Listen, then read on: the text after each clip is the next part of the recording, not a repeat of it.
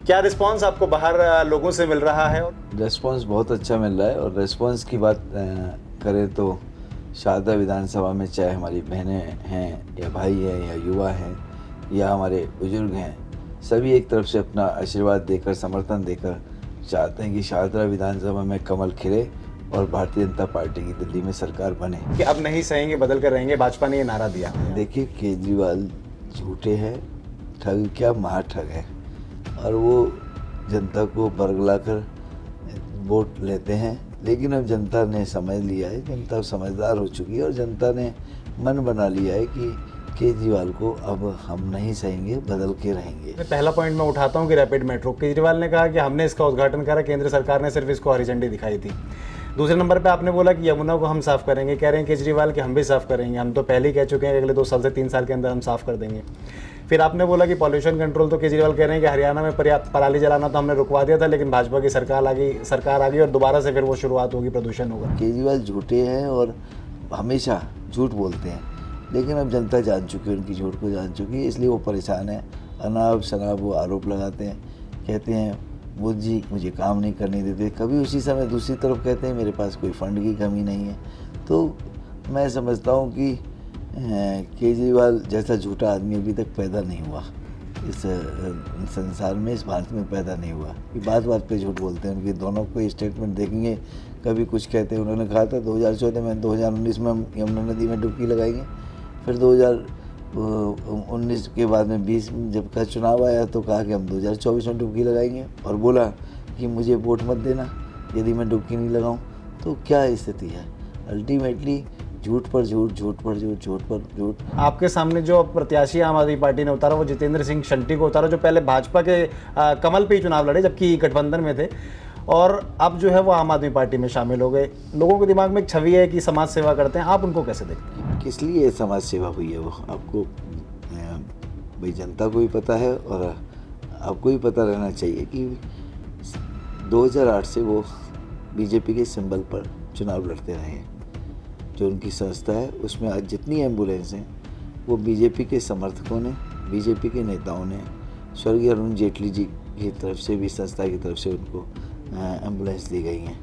अनेकों अनेक काम जो है हज़ारों कार्यकर्ताओं की सपोर्ट से वो आज सामाजिक व्यक्ति बन पाएंगे।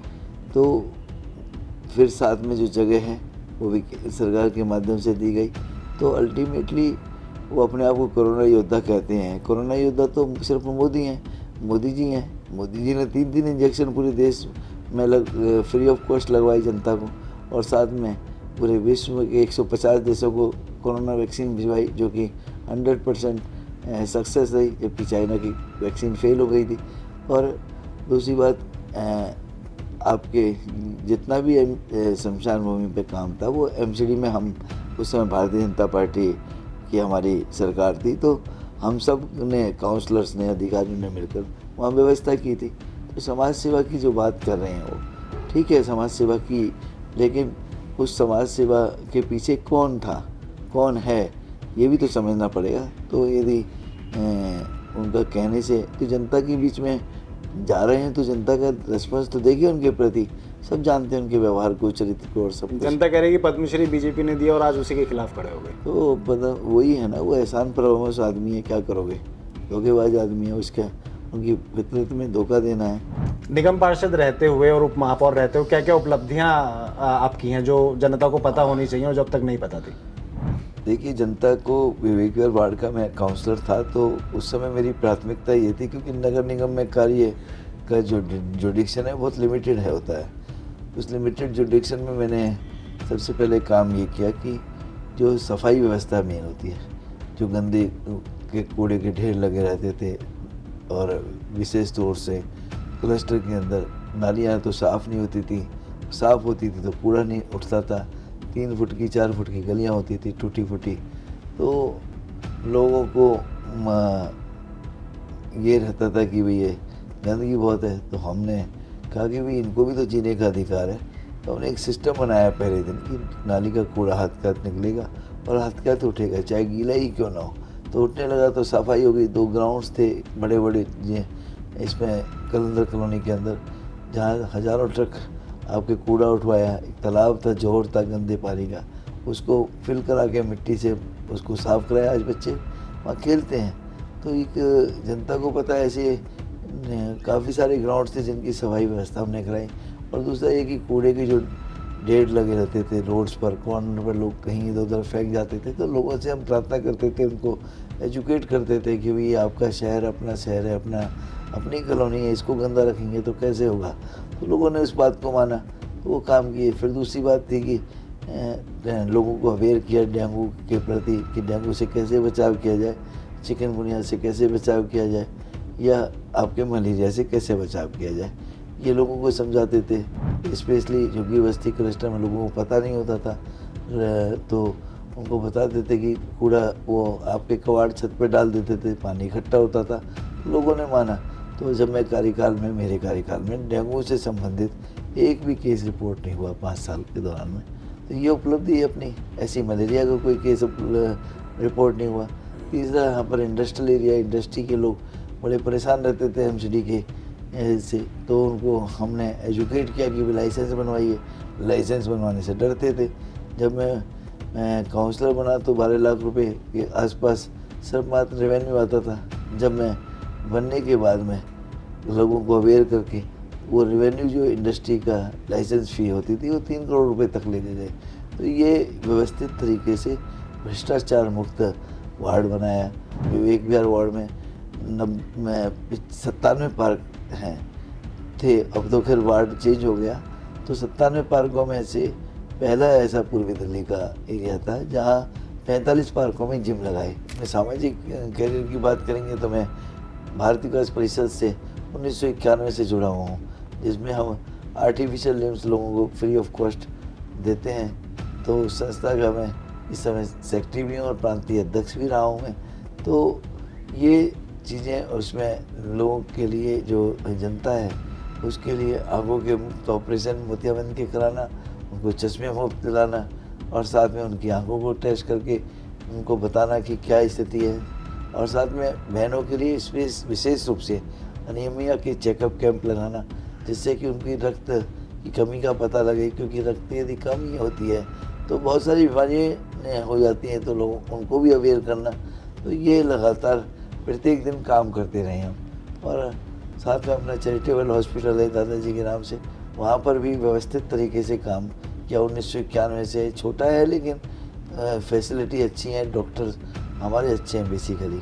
राजनीति आपको क्या लगता है, पेशा लगता है कि सेवा लगता है? क्योंकि बहुत सारे लोग राजनीति को पेशे के लिए करते हैं। देखिए, सबका अपना अपना विषय है, लेकिन मेरे लिए तो सेवा का एक अच्छा सशक्त माध्यम है। मैं तो जिलाध्यक्ष के नाते रहते हुए मैं कार्यकर्ताओं को हमेशा कहता हूँ और कि ये सेवा का सबसे अच्छा उत्तम एक कार्य है राजनीति में आना, क्योंकि आप यहाँ पर जनता की जो समस्याएं हैं, छोटी छोटी समस्याएं होती हैं, उनको गाइड करके आप उनको बता सकते हैं, समझा सकते हैं। और आज कुछ लोगों ने पैसा बना लिया है, तो जो पैसा बनाते हैं तो वो फिर परेशान भी ज़्यादा होते हैं।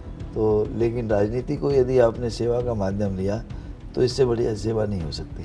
क्योंकि अब शाहदरा विधानसभा में आप घूम रहे हैं लगातार, तो क्या कुछ समस्याएं आपको मुख्य नज़र आ रही हैं जो जीतने के बाद आप चाहते हैं कि सबसे पहले शुरुआत की जाए उनको सही करने की?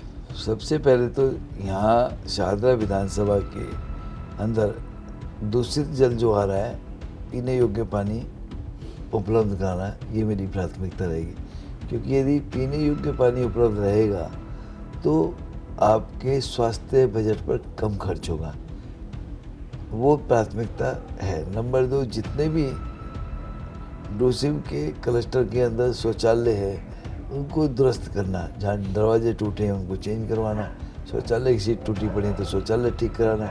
और इसी तरह से वहाँ की सड़कें हैं, वहाँ की नालियाँ हैं, वहाँ के डार्क स्पॉट्स हैं या अन्य विधानसभा में डार्क स्पॉट्स हैं, उन सबको व्यवस्थित तरीके से प्राथमिकता के तौर पर करना। बीजेपी ने कुछ योजनाएं सर जारी की हैं अपनी, जिसमें 2500 रुपये महीना जो है वो महिलाओं को देना है, 21,000 रुपये गर्भवती महिलाओं को, इस तरीके से बहुत सारी योजनाएं हैं। तो एक सवाल बस मेरा ये है कि क्योंकि कांग्रेस भी सेम ही योजना लागू कर रही है, 2500 रुपये महीना वो भी दे रही है, आम आदमी पार्टी 2100 रुपये पहले ही ऐलान कर चुकी है, तो बीजेपी क्यों?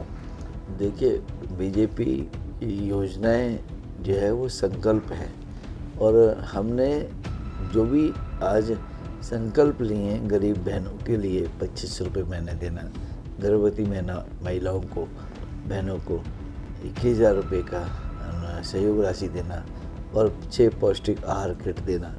साथ में जो हमारे बुजुर्ग हैं उनको 60 साल से ऊपर के उनको 2,000 की जगह 2,500 पेंशन देना, और जो 70 साल से ऊपर के हैं उनको 2,500 की जगह 3,000 देना।